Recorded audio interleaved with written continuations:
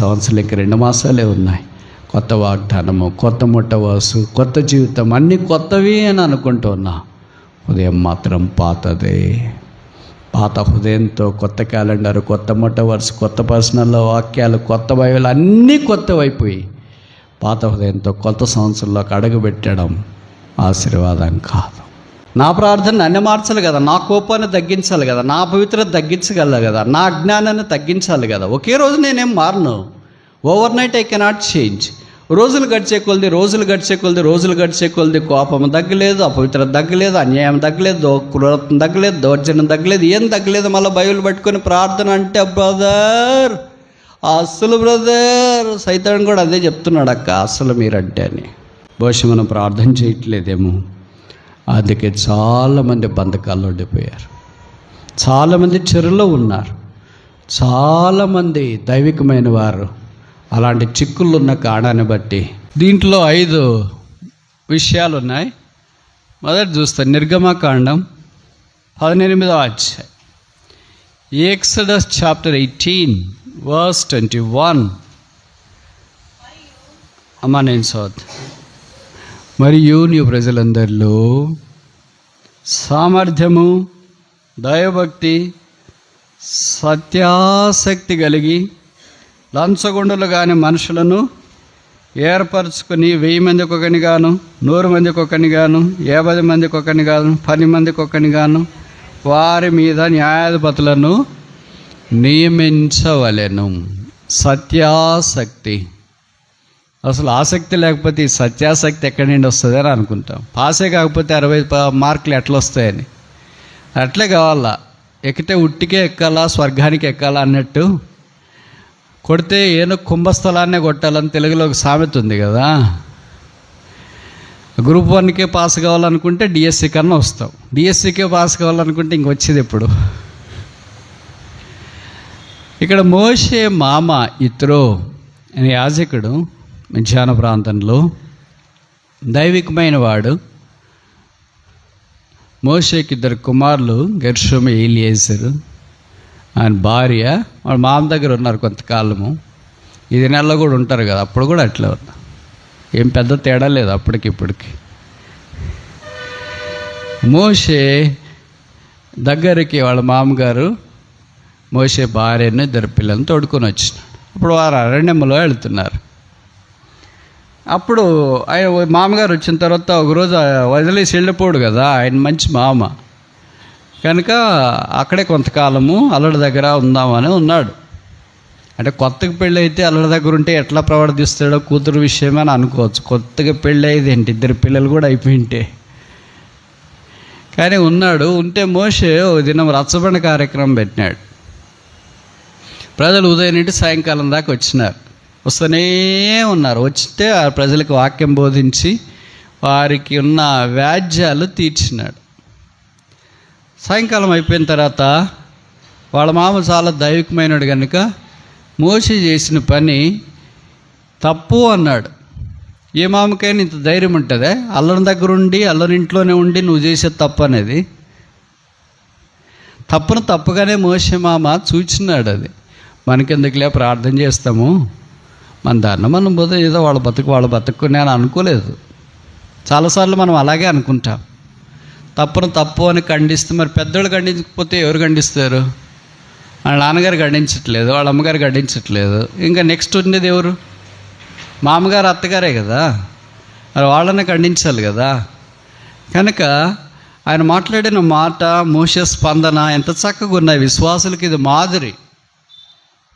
నిర్గమకాండం 18వ అధ్యాయము 17వ వచనం, చాప్టర్ 18 verse 17. అందుకు మోషే మామ అతనితో,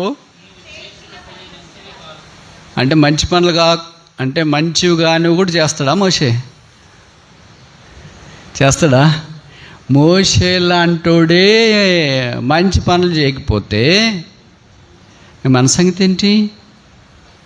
అంటే మంచి పనులు అంటే ఆయన సినిమా చూసి సిగరెట్ అటు ఇటు అట్లనే నేను కాదు. ఇక ఆత్మీయమైన వలయంలో కూడా మనం చేసేది చాలా మంచివి కానీ ఉంటాయి. పోనీ ఎవరినైనా తిట్టినాడా? తిట్టలేదు. పోట్లాడాడా? పోట్లాడలేదు. దోచుకున్నాడా? లేదు. లంచం తీసుకున్నాడా? లేదు. ఇవన్నీ కాదు, అసలు భౌతికంగా మనం ఏదైతే చెడు పని అనుకుంటామో అలాంటిది ఒక్కటి కూడా ఆయన చేయలేదు. మామూలుగా మనం ఇలాంటి దాంట్లోనే ఆరితేరిపోయి ఉంటాం.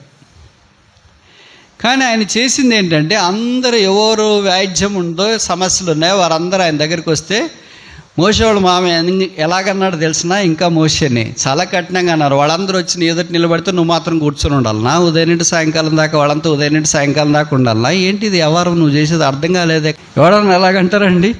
మోషే చాలా గొప్పోడు కదా, దేవుని చూసినాడు, దేవుని మాట విన్నాడు, దేవుని ప్రజలను నడిపిస్తున్నాడు, ఇవన్నీ వాళ్ళ మామగారికి తెలుసు. కానీ ఆయన వయసులో పెద్దోడు, చనువు, పొరపాటు జరుగుతూ ఉంది. పొరపాట్లు చెప్పడం తప్పు కాకపోవచ్చు, అందరూ పొరపాట్లు అని చెప్పడము భావ్యం కాదు. తనతో ఉన్నవాళ్ళు, వయసులో పెద్దవాడు, ఆత్మీయంగా తెలిసినవాడు, సంగతులు అలాంటి వాడు అందరూ ఎదురుకు చెప్పలేదు. నాకు తెలిసి భార్య, మనవాళ్ళు ఎదురుకు కూడా చెప్పలేదు. మోషేతోనే ఇది మాట్లాడినట్టు వాక్యాలు మనం చూస్తాం. మోషే కూడా ఎంత చక్కగా జవాబు ఇచ్చినాడంటే, మామూలు మనమంటే ఏమనంటే, ఏదో వచ్చినావు కూతురు పెడితే తినేసి నీ దారి నువ్వు పట్టుకుని పోకుండా మళ్ళీ ఏంటి మధ్యలో మా కుటుంబంలో మా సంసారంలో మీరెందుకు అని మోషే అనలేదు. మరి ఏం చేయమంటావు మామగారు, వాళ్ళు వస్తున్నారు ఉదయం నుండి సాయంకాలం దాకా, వాళ్ళు వస్తూనే ఉన్నారు, అయిపోతుంది అనుకుంటే వస్తూనే ఉన్నారు, వాళ్ళందరూ నిలబడుకున్నారు, మరి ఏం చేయలేదు, నేను అంతసేపు ఉండలేను కదా అన్నట్టుగా మోషే సౌమ్యంగా మర్యాదగా జవాబిచ్చిన. అప్పుడు వాళ్ళ మామ చెప్పినాడు, అయితే నేను ఒక మంచి పని చెప్పనా, చెప్పండి. కనుక నా మాటను ఏంటో అంటే 1000 మందికి ఒకళ్ళని, తర్వాత 100 మందికి ఒకళ్ళని, 50 మందికి ఒకళ్ళని, 10 మందికి ఒకళ్ళని న్యాయాధిపతులను నియమించు. అలాగే చెప్పినాం అనుకో, మనం ఏదైనా ఊరికి పోయి సేవకుడు ఒకటే కష్టపడుతుంటే, బ్రదర్ మీరు ఎందుకు కష్టపడుతున్నారండి, ఎవరైనా కొంతమంది బ్రదర్స్ హెల్ప్ తీసుకోండి, డీకెన్స్ని పెట్టుకోండి, ఎల్డర్స్ని పెట్టుకోండి అని చెప్పినాం అనుకో, ఇంక మనం ఇంకోసారి పిలుస్తాడా? ఆయన వచ్చి వాక్యం చెప్పని పోకుండా మధ్యలో ఇవన్నీ ఎందుకంట. ఒకవేళ అంత మంచి సేవకుడే అనుకో, ఆయన ఏమంటాడు, బ్రదర్ ఇక్కడ ఎవరు మంచి వాళ్ళు లేరు బ్రదర్, ఈయన పెడితే ఆయన కోపం, ఆయన అంటే ఈయన కోపం, ఏమంటే ఆమె కోపం, ఆమె అంటే ఈయన కోపం, అందుకే ఇవన్నీ ఎందుకు అని ఏదో చేసుకొని పోతున్నాం బ్రదర్ కానీ అనుకుంటూనే ఉన్నాం. మరి బైబిల్ అట్లా ఒప్పుకోవట్లేదు. నువ్వు చేయనది మంచి పని కాదు. మరి మంచి పని ఏంటి? 10 మందికి ఒకళ్ళని, 50 మందికి ఒకళ్ళని, 100 మందికి ఒకళ్ళని, 1000 మందికి ఒకళ్ళని న్యాయాధిపతులను ఉంచుకో. వాళ్ళు తీర్పు తీరుస్తారు, వాళ్ళు వ్యాజ్యం తీస్తారు. ఒకవేళ వాళ్ళు తీర్చలేని పెద్దవి ఏమైనా ఉంటే అప్పుడు వాటిని నువ్వు కలగజేసుకొని నువ్వు న్యాయం తీర్చు. ఎంత మంచి సలహా! ఇలాంటి ఆలోచనకర్తలు ఉండడం, ఇలాంటి సలహాలు ఇచ్చేవారు ఉంటే ఎంత బాగుండు. ఈ దినాల్లో సలహాలు ఇచ్చేవాళ్ళు ఉంటారు కానీ పాటించేవాళ్ళు కనపడరు. అది కూడా ఉచిత సలహా ఎందుకు ఇస్తావులే అనేవాళ్ళు కూడా కనిపిస్తూ ఉంటారు. కానీ మోషే మామ ఎంత సలహా ఇచ్చినాడో పాటించే మోషే కూడా అంతే చక్కగా దాన్ని స్వీకరించు. ఎందుకంటే మోషే మామకున్నది ఏంటంటే, ప్రజలు ఇబ్బంది పడకూడదు మొదటిది, రెండవ తన అల్లుడు కూడా ఇబ్బంది పడకూడదు. అల్లుడికి ఏమి ఇబ్బంది అవుతుందంటే, ఉదయం నుండి సాయంకాలం దాకా రచ్చబండలో కూర్చుంటే తెలుస్తుంది ఎవరికైనా. రకరకాల మనుషులు, రకరకాల సమస్యలు, పోరాటాలు, ప్రాబ్లమ్స్, వాళ్ళు ఇట్ట ఇల్లు ఇట్ట అని చెప్తే విని విని విని విని చెవులు మొద్దుబారిపోతాయి. ఒక రోజుకి మొద్దుబారిపోతే మిగతా రోజులకి ఏం కావాలో బీపీ వచ్చి, షుగర్ వచ్చి హాస్పిటల్కి పోతే ఎవరు పోవాలో? మొదట వాళ్ళ మామే పోవాల. కనుక చాలామంది మీ ఆరోగ్యాలు అనారోగ్యాలుగా మార్చిపోవటానికి మన వల్లే కారణం. మనం చేసేది మంచిది కాదు. మరి ఇప్పుడు అలాంటి వ్యక్తులను సిద్ధపరచాలా? కొత్త జనరేషన్ సిద్ధపరచాలి, నూతన తరం సిద్ధపరచాలి, స్తంభాలు లాంటి తరం సిద్ధపరచాలి. వాళ్ళు ఎలాగ ఉండాలంటే వాళ్ళకి ఈ లక్షణాలు ఇచ్చినారు. ఇప్పుడు మనం ఇది చెప్పే మనకి ఈ లక్షణాలు ఉండేవాళ్ళు ఒక్కరు లేరు బ్రదర్ అని అంటారు. బైబిల్లో రాసినారు, లేకపోతే ఎందుకు రాస్తారు? రాస్తారా?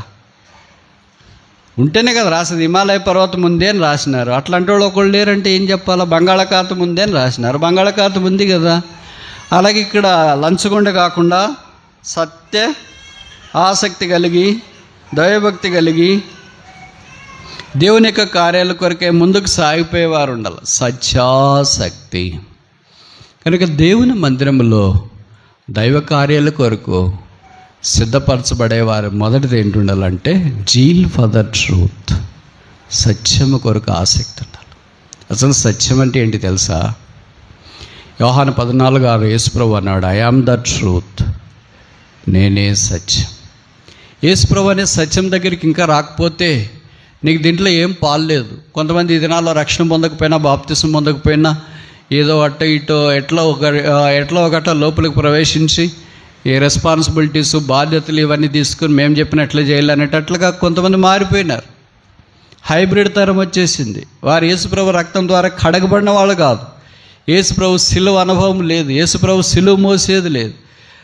దాన్ని బట్టి ప్రజలకు, సంఘానికి నష్టము, యేసుప్రభు నామానికి అవమానం. మీరు అనుకోవచ్చు, మాకేం అవమానం లేదు కదా, మాకేం నష్టం లేదు కదా. అలాగ అనుకోవద్దు. దేవుడు దహించజ్ఞ ఉన్నాడు. నిప్పుతో చెల్లగాటమాడటానికి ప్రయత్నం చేయొద్దు. ఇప్పుడు కాలకపోవచ్చు, కాలేటప్పుడు కాలుతుంది. ఎట్లా కాలుతుంది? కర్నూలు దగ్గర బస్సు కాలినట్లు కాలుతుంది. రూపురేఖలు లేకుండా, స్థలం లేకుండా, పరిస్థితులు లేకుండా ప్రభు ప్రతిదానికి, ప్రతి వ్యక్తికి, నాకు కూడా అవకాశాలు ఇచ్చినాడు. అందుకే నేను ఇక్కడ ఉన్నా. ఒక్కరు ఒక పొరపాటు చేసిన వెంటనే ప్రభువు మన తల్లిదండ్రులు, టీచర్లు, ఇరుగు పొరుగు వారి వల్లే శిక్షించింటే నేను ఇక్కడ ఉండను. నాకు తెలిసి మీరు కూడా ఎవరు ఇక్కడ ఉండరు. బైబిల్లో రాయబడింది,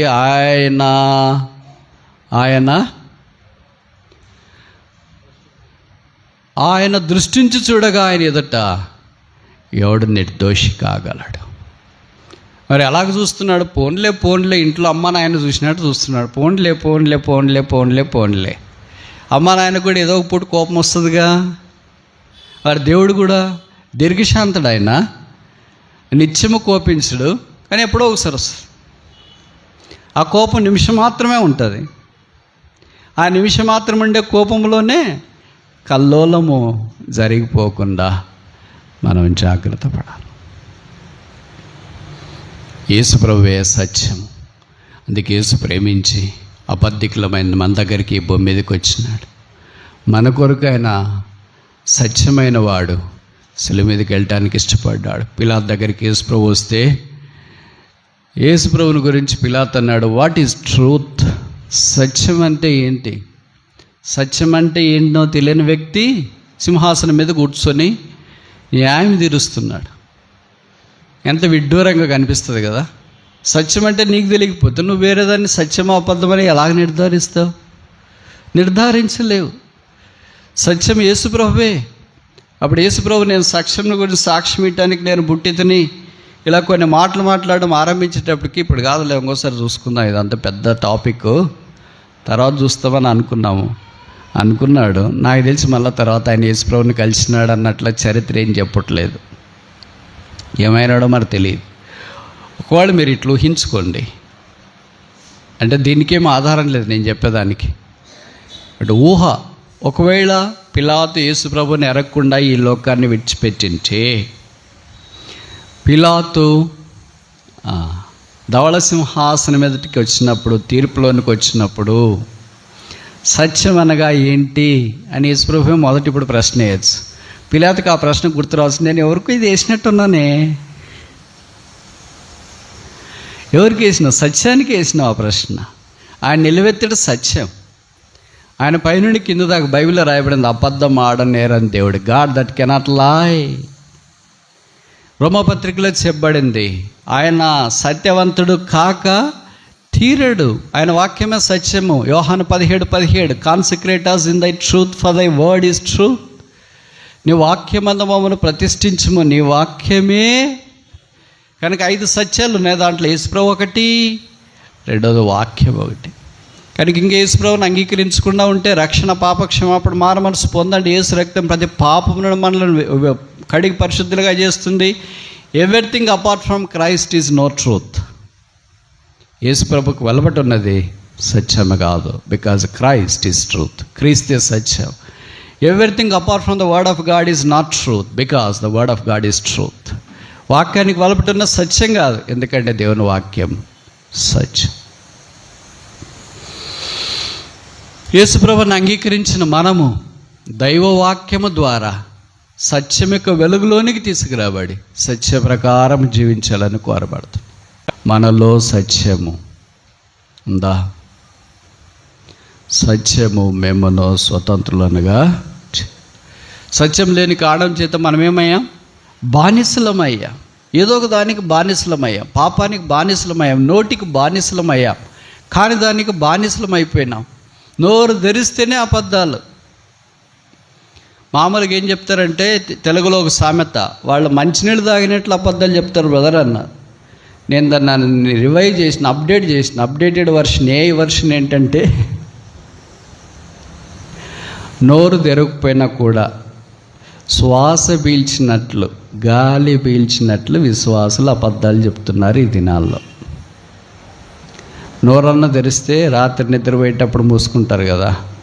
కొంతమంది రాత్రి నిద్రపోయేటప్పుడు కూడా నోరు తెరుచుకొని పడుకుంటారు. వాళ్ళకి ఈగలు పోతున్నాయని సోది కూడా ఉండదు, దోమలు పోతున్నా కూడా. అలాంటి వాళ్ళు కూడా కొంతమంది అంటారు. విశ్వాసులు అలాగే మారిపోయి ఏం కాదులే చెప్తా. అంత మాత్రం చెప్పకపోతే ఎట్ట బతుకుతారు? ఈ ఊర్లో బతకాలంటే ఎట్టయితుంది? లోకంలో బతకాలి, పొలం దగ్గర బతకాలంటే ఎట్టయితుంది? మందిరాల్లో బతకాలి, కొద్దిగా చెప్పాలి కదా. ఏదో పేతురు మీదకి పోతారు మాట వెళితే. ఆయన జీవితంలో ఒకేసారి చెప్పినట్లు బైబిల్లో రాశారు. మీరు కూడా ఒకేసారి చెప్తే ఆ తర్వాత రక్షణ పొంది, లేదా పాపక్షమాపణ పొంది మారు మనసు పొందిన తర్వాత తిరిగి వాక్యం చెప్తే 3000 మంది రక్షణ పొందేటట్లుంటే మీరు చెప్పండి. ఆ తర్వాత కొన్ని వేల మంది రక్షణ పొందేటట్టుంటే మీరు చెప్పండి. ఆ తర్వాత భూమిని తలకిందులు చేసేటట్లుంటే మీరు చెప్పండి. ఆ తర్వాత జైల్లో వేయబడినప్పుడు సంఖ్యలు తెంచబడి దేవదూత ద్వారా బయటికి తీసుకుని వెళ్ళేటట్లుంటే మీరు చెప్పండి. కొన్నేళ్ళ లాంటి వాడిని ప్రభు దగ్గరికి తీసుకొని వచ్చేటట్లుంటే మీరు చెప్పండి. పౌలు లాంటి వాళ్ళు ప్రార్థన చేసి పరిసర కొరకు నియమించేటట్లుంటే మీరు చెప్పండి. చివరికి అది సాక్షి తల క్రిందలుగా సిలువ వేయబడటానికి సిద్ధమైతే మీరు చెప్పండి. ఉపేక్షించండి. చెప్పండి అంటే అర్థమేంటి? యేసును ఎరగననే బాగుంట. ఆయన ఒకసారి చెప్తే ఇంత చేస్తే మనం ఇన్ని చెప్తున్నాం, మరి ఎంత చేయాలా? రోజుకి ఎన్నమ్మా చెప్పరేంటి? పడా దడమే సేర అన్నీ మీరు చెప్తారా, నేను చెప్పాలా? రోజుకెన్ని? అవిశ్వాసుల గురించి నేను మాట్లాడట్లేదు, కేవలం విశ్వాసులే. Table is for God's people, table is for believers. బల్ల విశ్వాసులకే, బల్ల రక్షణ పొందిన వారికే, బల్ల బయట వాళ్ళకి సంబంధించింది కాదు. ఇది ఇంట్లో భోజనము. మీరు ఇంట్లో భోజనం చేసేటప్పుడు దారెంబడి పోయే వాళ్ళందరూ మా ఇంట్లో భోజనం చేస్తారండి అని పిలువరు. ఏదో పెళ్ళికు పెద్ద కార్యక్రమానికి, శుభకార్యంకి అయితే దారిలో పోయేవాళ్ళు, పరిచయమైన వాడు ఉంటే రెండు మా ఇంట్లో భోజనం చేసి పోదురని పిలుస్తారు. అలాగ ప్రతిరోజు లేదా ప్రతి ఆదివారం మీ ఇంట్లో భోజనం చేసుకున్నప్పుడు అంతా బయట పోయేవాళ్ళని రండి భోజనం చేసి పోదురండి అని పిలవరు. ఎందుకనేది ఇంటి భోజనం. ఇంటి భోజనం ఎవరికి? ఇంట్లో వాళ్ళకే. ఇది కూడా ఇంటి భోజనము. ఎవరి ఇల్లు? దేవుని ఇల్లు. దేవుని ఇంట్లో భోజనం ఎవరికి? దేవుని ఇంటికి సంబంధించిన వారికే, రక్షణ పొందిన వారికే. కనుక రక్షణ పొందిన వారు భోజనానికి వచ్చినప్పుడు మరి పరీక్ష చేసుకోవాల్సిన వారై ఉన్నారు. మొదటిది ఏంటంటే జీల్ ఫర్ ట్రూత్, సత్యం కొరకు ఆశ. రెండవది చూస్తాము, జకర్యా 1:14 అనుకుంటా.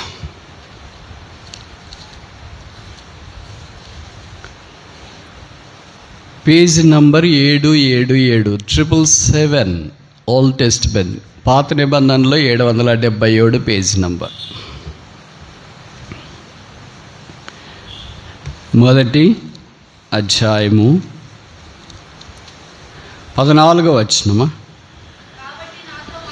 కాబట్టి నాతో మాట్లాడుచున్న దూత నాతో ఇట్లన్నో, నువ్వు ప్రకటన చేయవలసింది ఏమనగా, సైన్యములకు అధిపతిగా యెహోవా ఇలాగ సెలవిచ్చున్నాడు, నేను యెరూషలేము విషయంలోను సియోను విషయంలోను. రెండవ రకం ఆసక్తి ఏంటి? అధికాసక్తి, మోర్ జెలస్. యేసుక్రీస్తు ప్రభువారే మన విషయంలో అధికాసక్తి కలిగి ఉంటే మనం ఇంకెంత కలిగి ఉండాలా? ఆయన ఆసక్తిలో కనీసము మనకి కొద్దిగా కూడా లేకపోవడము చాలా విషాదకరమైన సంగతి. అధికాసక్తి కలిగి ఉండాలి. ప్రభువారు మన విషయం ఎప్పుడూ అదే ఆసక్తితో కలిగి ఉన్నాడు కనుక మరలా అవకాశాలు ఇస్తున్నాడు. అధిక అవకాశాలు ఇచ్చినాడంటే ఏమని అర్థం? అధికంగా మనం పొరపాటు చేసినామని అర్థం, అధికంగా నష్టపోయినాము అని అర్థం, అధికంగా అన్ని విషయాల్లో దూరమైనాము అని అర్థం. అందుకే అధికంగా ఆయన మన విషయమే ఆసక్తి కలిగి ఉన్నాడు. అధికాసక్తి, more jealous for the Lord. యేసు ప్రభువును గురించి, ఆయన కార్యక్రమాల గురించి అధికాసక్తి గలవాడై ఆయన మనల్ని తన వలె ఉండనట్లు, తన కార్యములో సాగిపోనట్లు సిద్ధపరుస్తున్నాడనే వాక్యం మనకు జ్ఞాపకం చేస్తుంది. మూడవది చూస్తామా? అపోస్తుల కార్యాలు 12వ అధ్యాయం 5వ వచనం. అపోస్తుల కార్యములు 12వ అధ్యాయం.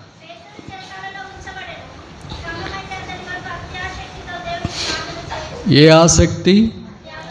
అత్యాసక్తి. సంఘమైతే మనమైతే ఏం చేస్తాం? బాగా జరిగింది, ఆయన కొద్దిగా చూసుకొని పోవాలి బ్రదర్, మరీ టూ మచ్ పోతే ఎట్లా, కొద్దిగా వివేచనతో పోవాలా, జ్ఞానంతో పోవాలా, దారేముడు పోయేటట్లంతా ఇట్లా చేస్తా పోతే ఇంక చివరికి ఇట్లా అయింది చూడ, మరి ఏం చేస్తాం అని అనుకుంటాం. సంఘమైతే అట్లాంటి మాటలు మాట్లాడదు. సంఘమైతే ఏం చేస్తుంది? సంఘమైతే చూడండి, నా క్లాస్ ఎంత బాగుంది. సంఘమైతే అత్యాసక్తితో ప్రార్థన చేస్తుంది. కనుక అత్యాసక్తితో ప్రార్థన చేసేది ఏంటి? సంఘం. సంఘం అయితే ఏం చేస్తుంది?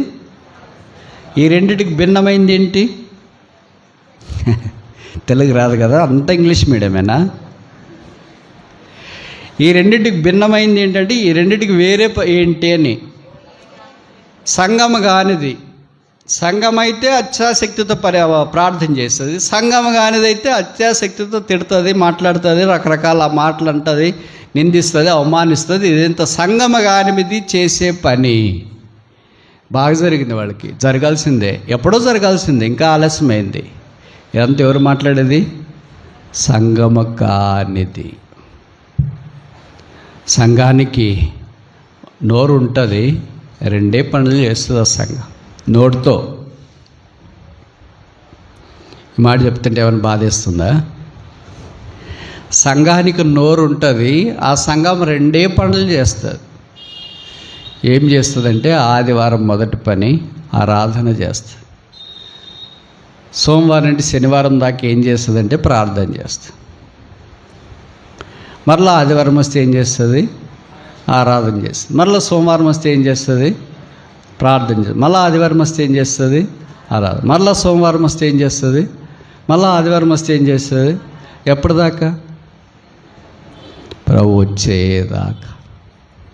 ఈ రెండు పనులు చేయకపోతే అది ఏమి కాదని అర్థం. ఇప్పుడు చెప్పండి, మనం సంఘమా కాదా? చెప్పరేంటి? దేనికి జవాబు చెప్పరు. మీరు ఎంత మంచోళ్ళు అంటే, బా ఇంత మంచోళ్ళు అసలు లేరు. సంఘమా కాదా? సంఘమేనా? ఆరాధన చేస్తున్నారు, ఆదివారం చేస్తున్నారు, సోమవారం నుండి శనివారం దాకా చెప్పండి. ఎప్పుడో ఒకసారి ప్రార్థన, మిగతాటప్పుడంతా లోక కార్యక్రమాలు, లోక సంగతులు అవన్నీ. అంటే పనులు మానేసి, మీ ఉద్యోగాలు మానేసి, మీ బాధ్యతలు మానేసి, మీ కుటుంబాలు మానేసి ప్రార్థన చేయండి అని చెప్పట్లేదు ఇక్కడ ఉద్దేశం. బైబిల్ ఏం రాయబడిందంటే, ప్రే కంటిన్యూవల్లీ, ఎడతెగక ప్రార్థన. ఆ మధ్యలో ఒక పోస్టర్ వచ్చింది, మీరు కూడా ఎగబడి కొన్నారు, మీ ఇళ్లలో కూడా పెట్టుకున్నారు. ఆ పోస్టర్ హెడ్డింగ్ ఏంటంటే, నీవెన్ని రోజులు ప్రార్థనలో గడుపుతున్నావు, ఎన్ని గంటలు ప్రార్థనలో గడుపుతున్నావు, రోజుకి ఎన్ని గంటలు ప్రార్థనలో గడుపుతున్నావు అని కొంతమంది భక్తులు వారి ఫోటోలు, వారు ఎన్ని గంటలు ప్రార్థనలో గడిపేది రాసిన. నన్ను కూడా కొంతమంది అడుగుతుంటారు, బ్రదర్ మీరు ఎన్ని గంటలు రోజు ప్రార్థన చేస్తారు అని. చేయట్లేదని చెప్పి, ఎన్ని గంటలు అనేది కొత్త నిబంధనలో లేదు, అదంతా పాత నిబంధన. గంటసేపు ప్రార్థన, 2 గంటల ప్రార్థన, 3 గంటల ప్రార్థన, 4 గంటల ప్రార్థన, 3 సార్లు ప్రార్థన, 7 సార్లు ప్రార్థన, 5 సార్లు ప్రార్థన, పాత నిబంధన. ఇప్పుడు కొత్త నిబంధనకు వచ్చిన తర్వాత ఏంటంటే, ఎడతెగక ప్రార్థన చేయుడి, ప్రే వితౌట్ సీజింగ్. ఎల్లప్పుడూ ప్రార్థన చేయడి, ప్రే ఆల్వేస్. ఇట్లా వాక్యం ఉంటే నువ్వు 2 గంటలు ప్రార్థన చేస్తా, గంట ప్రార్థన చేసి 3 గంటలు చేస్తా అంటే ఏమని అర్థం? పాత నిబంధనలో ఉన్నావని అర్థమా? కొత్త నిబంధనకు రాలేదని అర్థమా? దీనికి కూడా చెప్పరా? యేసుప్రభు వస్తాడు, ఏమ్మా రావాలంటే అట్లా ఆయన రాకుండా అపేక్షించండి. అది బైబిల్లో మీకు తెలుసు కదా, మొదటి ప్రార్థన ఆఖరి ప్రార్థన. బైబిల్లో ఆఖరి ప్రార్థన ఇదే. ఏంటది? ప్రకటన గ్రంథం 22వ అధ్యాయం, last prayer in the Bible, 20వ వచనం ఆఖరి వరుస. Revelation chapter 22 verse 20 last part. ప్రభువైన అయిన యేసు రమ్ము, even so Lord Jesus come. ఇప్పుడు ప్రార్థన అంటే లేచి తండ్రి యొద్దకు వచ్చటం. ఈ పని మనం చేస్తున్నామా? ఇచ్ఛాశక్తితో ప్రార్థన చేస్తే పేతురు సంఖ్యలు వించుకొని బయటకు వచ్చినా, మరి జవాబు రావాలి కదా. జవాబు రాకుండా ఎట్లా ప్రార్థనా పరులు అయ్యారు? వాళ్ళు ప్రార్థనా పరులు అంటున్నారు, వాళ్ళ నాలుకే కంట్రోల్ ఉండదు. అంటే వాళ్ళు ఏం చేస్తారు? ప్రార్థన అయిపోయి వచ్చిన తర్వాత ఎవరో ఒకళ్ళు వచ్చినారు అనుకోండి, భోజనం పెట్టి భార్య అనేది అనుకోండి, భోజనం చేస్తారా అని. ఏం చేసినావు అంటే ఏం లేదు, అన్నం పప్పు చేసిన. ఎప్పుడు నీ ముఖానికి అదే. ఇప్పుడు ప్రార్థన చేసేవాడు అన్నం పప్పే నీకు ఎక్కువ కదా, వాసన రావాలా తినాలంటే. నీ వాసన ఉంటేనే తినబుద్ధి అవుతుంది, లేకపోతే తినబుద్ధి కాదు అనుకుంటాడు.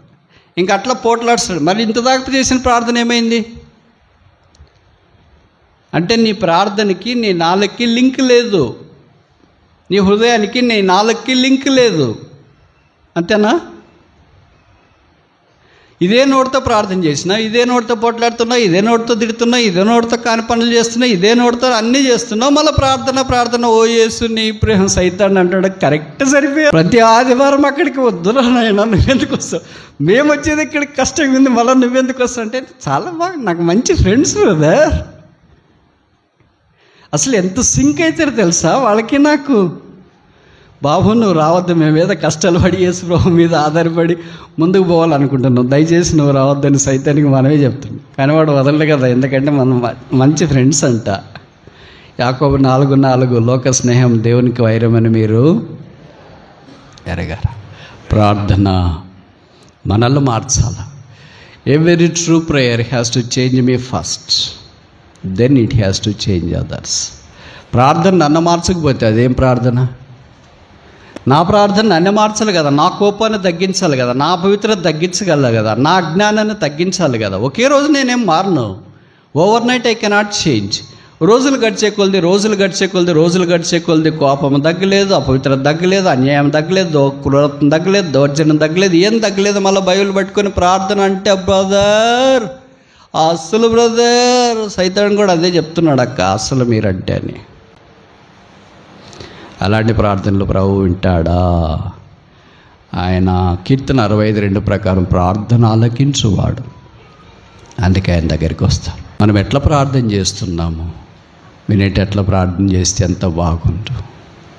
అందుకే మన ప్రార్థనలో సత్తువు లేదు. మీరు కొన్ని చేతి పనులు చేసుకునే వాళ్ళు ఉంటారు కదా, కట్టెలు నరికే వాళ్ళు ఉంటారు, గొడ్డెలు వాడతారు. కంకులు కోసే వాళ్ళు ఉంటారు, కొడవలు వాడతారు. నేల తవ్వే వాళ్ళు ఉంటారు, గుణపాలు వాడతారు. ఇవన్నీ పార్లు వాడతారు. కర్రలు కోసేవాళ్ళు ఉంటారు, రంపాలు వాడతారు. అవన్నీ ఆయుధాలు. మొద్దుపోతే చేత కాదు, చెయ్యి ఇట్టి లాగితే చెయ్యి నొప్పి పుడుతుంది, కానీ అదేం తెగట్లేదు. అలాగే కంకలు కొయ్యటానికి పోతే ఎంత లాగినా కూడా కంకి కోయపడట్లేదు, ఎందుకంటే మొద్దుపోయింది కొడవలి. ఇప్పుడు విశ్వాసులు కూడా భవిష్యత్ అలాగే ఉన్నారు. మొద్దుపోయిన గొడ్డలి, మొద్దుపోయిన రంపము, మొద్దుపోయిన కొడవలి, మొద్దుపోయిన గుణపము, మొద్దుపోయిన చలాకి, మొద్దుపోయిన కత్తి, అన్నీ మొద్దుపోయిన. ఇప్పుడు ఏం చేయాలా? సానబెట్టాలి. సానబెట్టాలంటే ఎవరు రావాలా? సానబెట్టి ఆయన వస్తుంటాడు బయట, అమ్మా కత్తలు సానబెడతాం. మనకి ఇష్టం ఉండాలి కదా. ఇప్పుడు ప్రభు వచ్చినాడు, నేను మిమ్మల్ని సానబెడతాను అని. మనకి ఇష్టముండే ప్రభు నా హృదయాన్ని సానబెట్టు, నా నోరు సానబెట్టు, నా కళ్ళు సానబెట్టు, నా చెవులు సానబెట్టు, నన్నే సానబెట్టు, నేను కూడా నీ చేతిలో వాడబడే సాధనంగా ఉండాలని కోరుతారంటే ఆయన సానబెడతాడు. అలా వదిలే ఏం సానబెడుతుంది? పాడైపోయింది, శిలం పట్టిపోయింది, తుప్పు పట్టిపోయింది, పీడి ఓడిపోయింది, ఇది అంత పెట్టిన అంతే, లాభం లేదు, ఏం లేదనుకుంటే అంతే. ఎంత సానబెట్టినా ఊరికి డబ్బులు వేస్ట్. కొన్ని అలాంటి ఉంటాయి, గొడ్డెండ్లు ఎంత సానబెట్టినా పిడి ఉండదు దానికి. పిడి లేకపోతే బలం ఉండదు.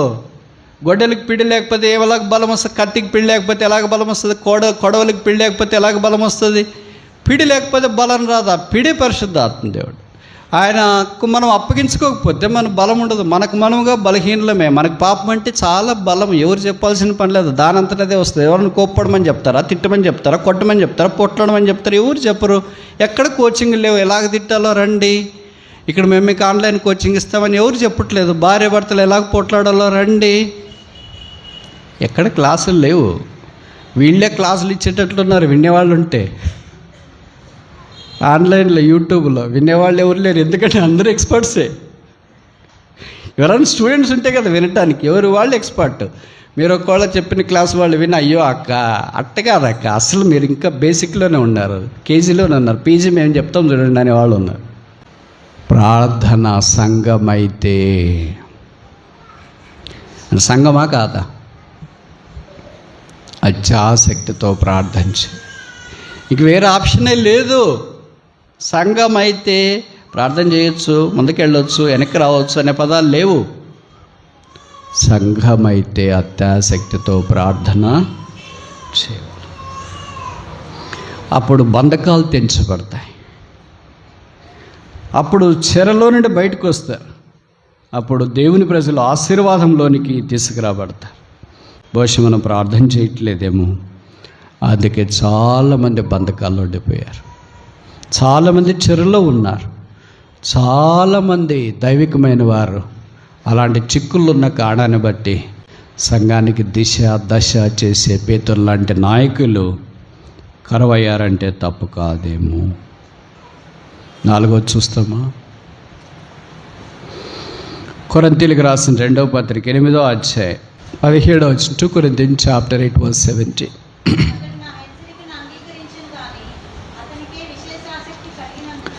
అతనికి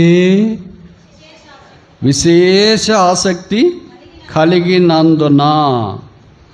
కనుక ఇక్కడ మనకి 4వ రకమైన ఆసక్తి చూస్తున్నాం. ఇదేం ఆసక్తి? విశేష ఆసక్తి. ఎవరైనా? తీతు పైన 16వ వచనం.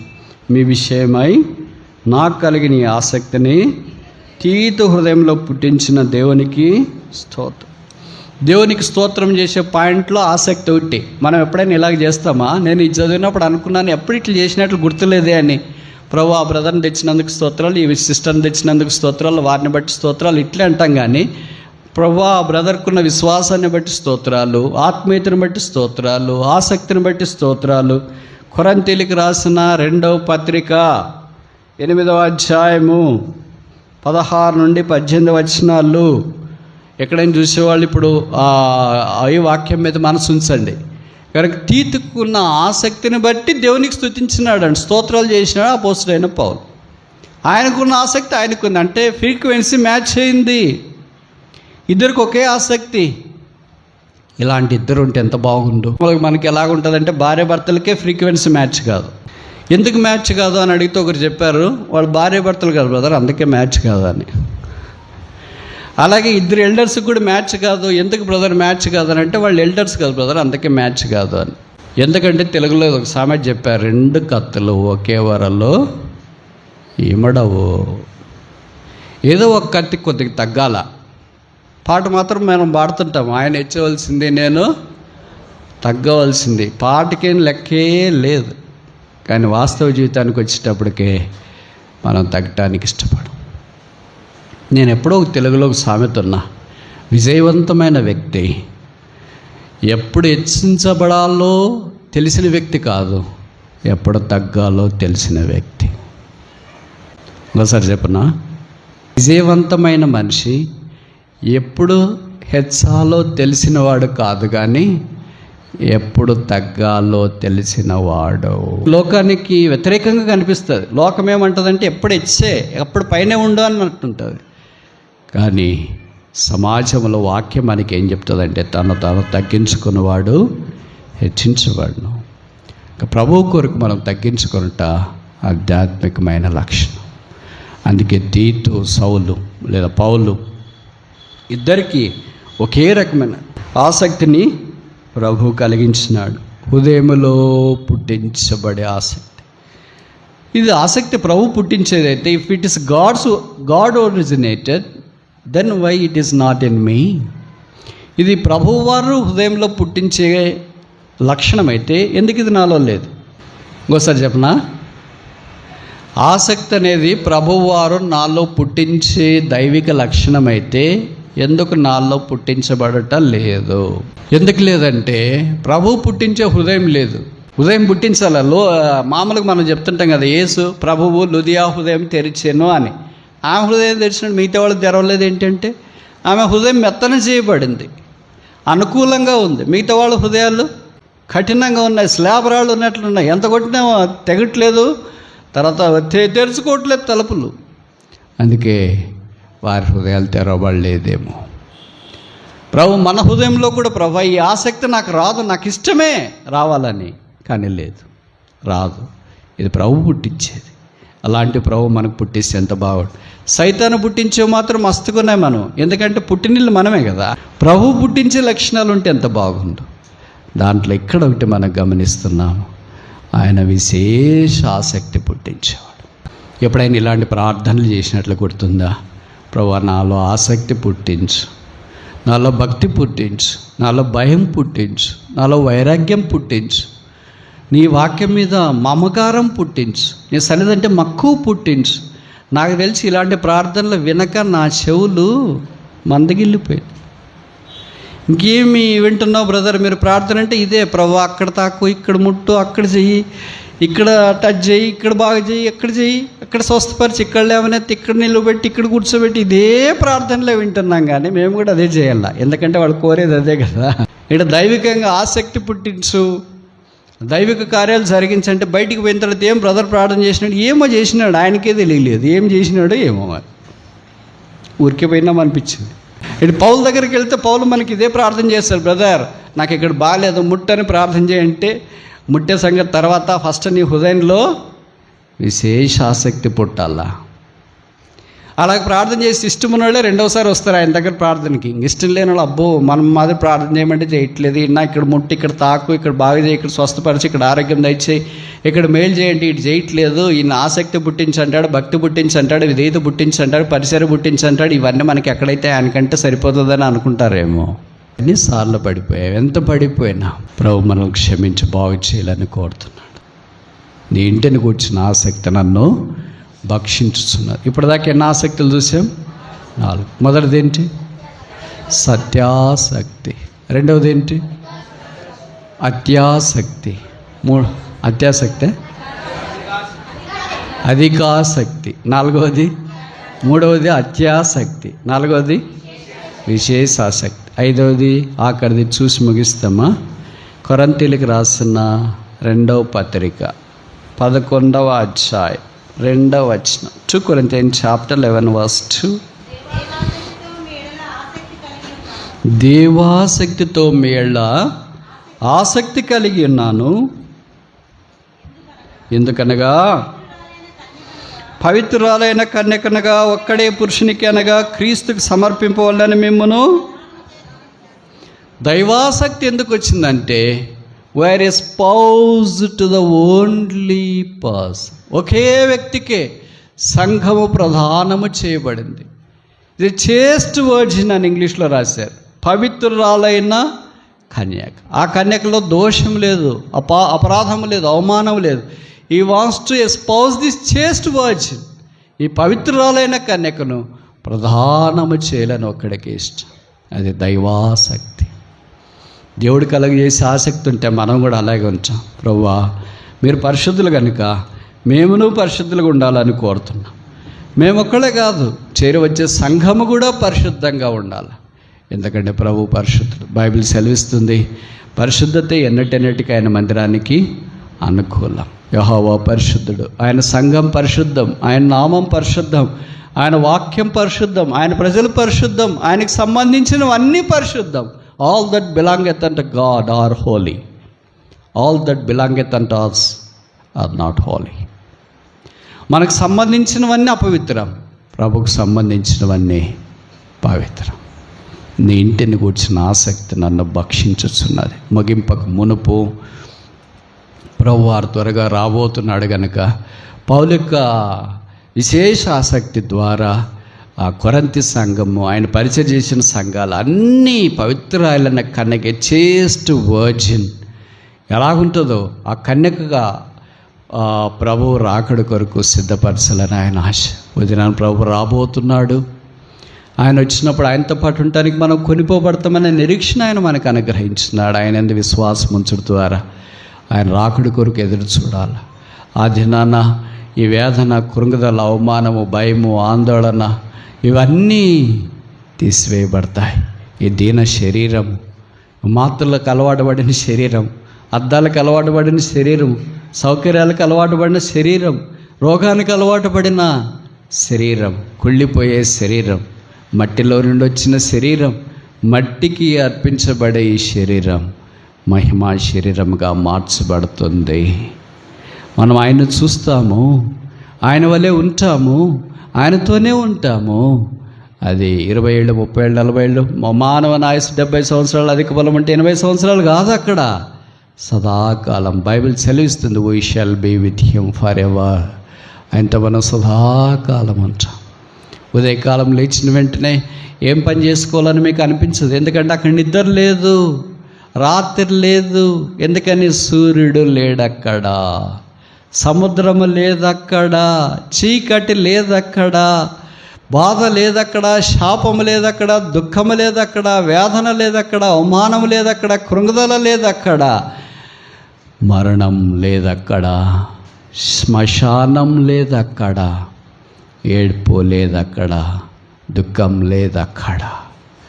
మహిమరాజ్యంలో, పరిశుద్ధతలో సదాకాలం ప్రభు మనల్ని ఉంచాలని కోరుతున్నాం. అందుకే ఆయన అన్నాడు, ఇది నా నిబంధన వల్ల అయిన రక్తం, ఇది నా శరీరం, దీన్ని మీరు తీసుకొని తినండి, నేను వచ్చు వరకు మానవును ప్రచురించుతారు. యేసు ప్రభు రాబోతున్నాడు కనుక ఆయన శిలువ దగ్గరికి వచ్చి, ప్రభువా ఈ ఆసక్తి విషయంలో ఎక్కడా ఆసక్తి నాలో ఉన్నట్లు కనపడదు. కనీసం ఆసక్తి లేకపోతే సత్యాసక్తి ఎలాగొస్తుంది, అధికాసక్తి ఎలాగొస్తుంది, అత్యాసక్తి ఎలాగొస్తుంది, విశేష ఆసక్తి ఎలాగొస్తుంది, దైవాసక్తి ఎలాగొస్తుంది? ఎంత పడిపోయానయ్యా! దయచేసి నీ ఆసక్తి నాలో, నా హృదయంలో పుట్టించు. ఎవరికైనా ఇష్టం ఉందా? ప్రభువా నాలో ఆసక్తి పుట్టించు, నాలో పుట్టించు, నాలో పుట్టించు. సంవత్సరంలో 10 మాసాలు గడిచిపోయినాయి, ఈ సంవత్సరం ఇంక 2 మాసాలే ఉన్నాయి. కొత్త వాగ్దానము, కొత్త ముట్టవాసు, కొత్త జీవితం, అన్నీ కొత్తవి అని అనుకుంటున్నా. ఉదయం మాత్రం పాతదే. పాత హృదయంతో కొత్త క్యాలెండర్, కొత్త ముట్టవరుసు, కొత్త పర్సనల్లో వాక్యాలు, కొత్త బైబిల్ అన్నీ కొత్తవైపోయి పాత హృదయంతో కొత్త సంవత్సరంలోకి అడుగు పెట్టడం ఆశీర్వాదం కాదు. యేసు రక్తం ప్రతి పాపం నుండి మనల్ని కడిగి పవిత్రులుగా చేస్తుంది. ప్రభువైన యేసు రమ్ము.